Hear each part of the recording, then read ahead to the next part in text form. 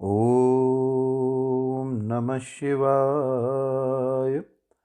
श्री शिव महापुराण रुद्र संहिता सती खंड 27वां अध्याय। इस प्रकार दक्ष के यज्ञ महोत्सव के आरंभ हो जाने पर यज्ञ मंडप में आए हुए सब ऋत्विज अपने अपने कार्य में संलग्न हो गए। इसी बीच वहां भगवान शंकर को उपस्थित ना देखकर शिव भक्त दधीची का चित्त अत्यंत उद्विग्न हो उठा और वे कहने लगे। दधीची बोले, हे प्रमुख देवताओं तथा महर्षियों, आप सब लोग प्रसन्नतापूर्वक मेरी बात सुने। इस यज्ञ महोत्सव में भगवान शंकर क्यों नहीं आए हैं? यद्यपि ये देवेश्वर बड़े बड़े मुनि और लोकपाल यहाँ आए हुए हैं, तथापि उन पिनाकधारी महात्मा शंकर के बिना यह यज्ञ अधिक शोभा नहीं पा रहा है। बड़े बड़े विद्वान कहते हैं कि मंगलमय भगवान शिवजी की कृपा दृष्टि से ही समस्त मंगल कार्य संपन्न हो जाते हैं। जिनका ऐसा प्रभाव है वे पुराण पुरुष वृषभध्वज परमेश्वर श्री नीलकंठ यहाँ क्यों नहीं दिखाई दे रहे हैं? हे दक्ष, जिनके संपर्क में आने पर अथवा जिनके स्वीकार कर लेने पर अमंगल भी मंगल हो जाते हैं, तथा जिनके 15 नेत्रों से देखे जाने पर बड़े से बड़े मंगल तत्काल हो जाते हैं, उनका इस यज्ञ में पदार्पण होना अत्यंत आवश्यक है। इसलिए तुम्हें स्वयं ही परमेश्वर शिव जी को यहाँ बुलाना चाहिए, अथवा ब्रह्मा, प्रभावशाली भगवान विष्णु, इंद्र, लोकपालों, ब्राह्मणों और सिद्धों की सहायता से सर्वथा प्रयत्न करके इस समय यज्ञ की पूर्ति के लिए उन भगवान शंकर को यहाँ ले आना चाहिए। आप सब लोग उस स्थान पर जाएं जहाँ महेश्वर देव विराजमान हैं। वहाँ से दक्ष नंदिनी सती के साथ भगवान शंभु को यहाँ तुरंत ले आएं।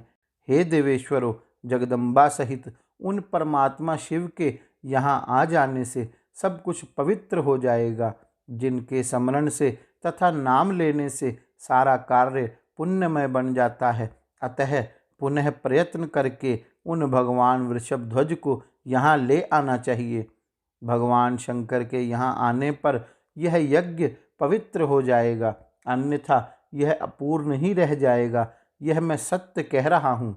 ब्रह्मा जी बोले, हे नारद, दधीची का यह वचन सुनकर दुष्ट बुद्धि वाले मूढ़ दक्ष हंसते हुए शीघ्र ही रोषपूर्वक कहने लगे, भगवान विष्णु संपूर्ण देवताओं के मूल हैं, जिनमें सनातन धर्म प्रतिष्ठित है। जब इन्हें मैंने सादर बुला लिया, तब इस यज्ञ कर्म में क्या कमी हो सकती है? जिनमें वेद, यज्ञ और नाना प्रकार के कर्म प्रतिष्ठित हैं, वे भगवान विष्णु तो यहाँ आ ही गए हैं। लोक पितामह ब्रह्मा सत्यलोक से वेदों, उपनिषदों और विविध आगमों के साथ यहाँ आए हुए हैं। देवगणों के साथ स्वयं देवराज इंद्र भी आए हैं, तथा निष्पाप आप ऋषिगण भी यहाँ आ गए हैं। जो जो यज्ञ में सम्मिलित होने योग्य, शांत, सुपात्र है, वेद और वेदार्थ के तत्व को जानने वाले और दृढ़तापूर्वक व्रत का पालन करने वाले हैं, वे आप सब यहाँ पदार्पण कर चुके हैं। तब हमें यहाँ रुद्र से क्या प्रयोजन है?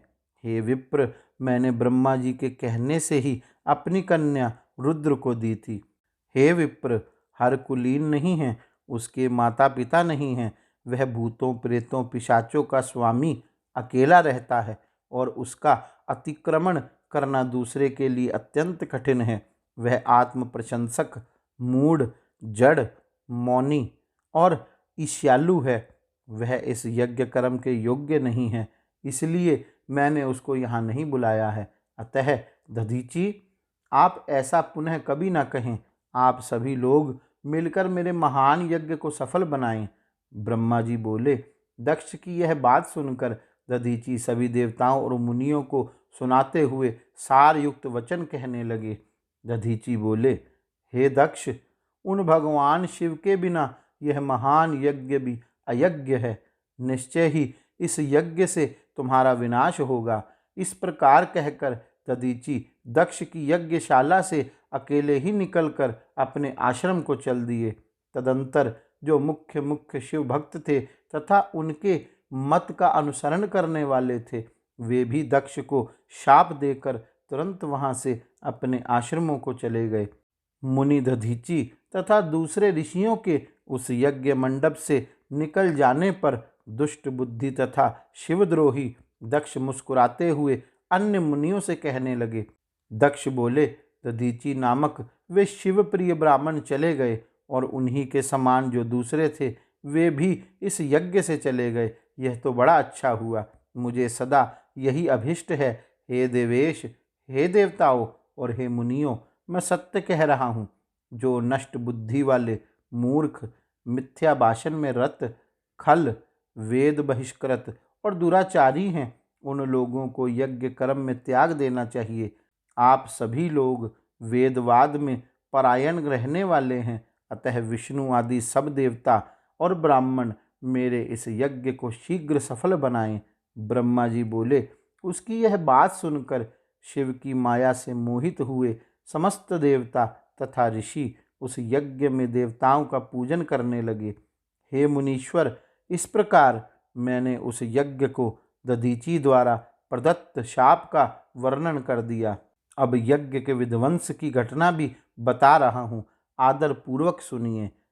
इस प्रकार श्री शिव महापुराण के अंतर्गत द्वितीय रुद्र संहिता के द्वितीय सती खंड में यज्ञ का प्रारंभ नामक 27वां अध्याय पूर्ण हुआ। गौरी शंकर भगवान की जय। ओम नमः शिवाय।